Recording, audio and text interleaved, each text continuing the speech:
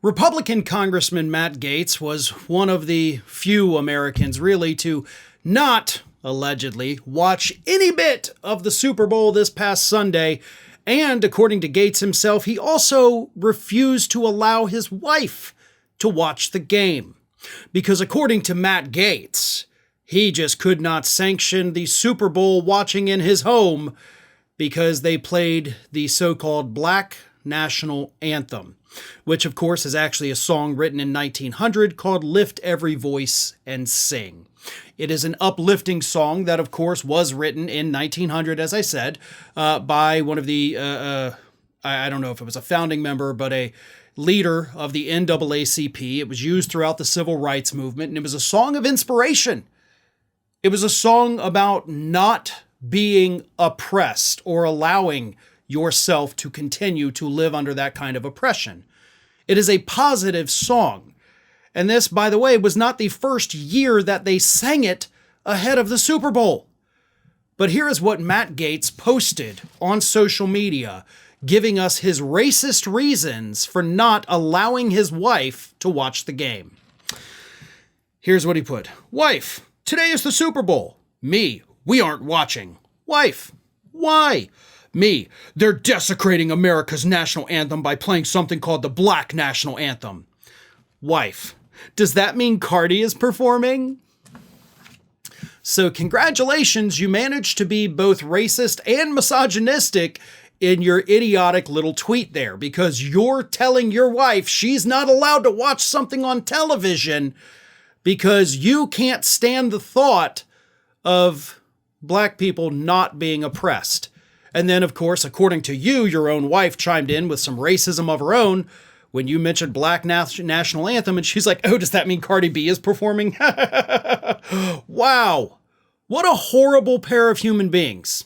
Like, just genuinely awful, terrible humans is what Matt Gaetz and Ginger Lucky, his wife.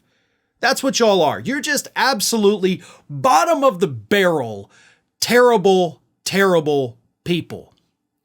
Matt, here's the thing, bud. If you didn't want to watch that part of the game, you could have just not watched that part of the game.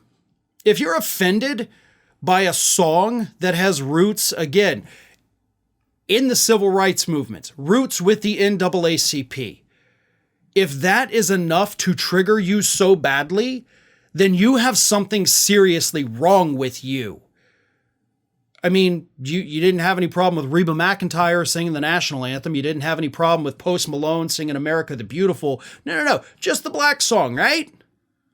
What does that tell us about you, Matt? We all know the answer to that, by the way. I don't need you to answer that for us because we know exactly what it says about you.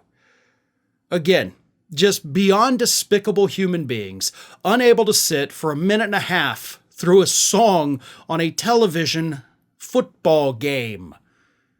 And Matt Gaetz thought he was being clever, thought he was being funny, I guess. I don't know if he actually watched the game. I'm assuming he probably did. But here's the thing. This is the same guy who just a couple weeks ago went on national television and said that, hey, we don't need to worry about the Karen voters out there because for every Karen we lose, we gain a Jamal and a Julio. Of course, stereotypically names for Hispanic and African-American voters. Yeah, Matt, you may want to rethink that one, because not only was that in and of itself a racist and misogynistic statement, but so was your little post here on social media. I don't think you're gaining any non-white voters with any of the comments you've made recently. And if the reports coming out of Congress are accurate about all of the cooperating witnesses they have against you, maybe you should focus less on making horribly racist jokes on Twitter and focus more on the legal problems that are about to smack you upside the head.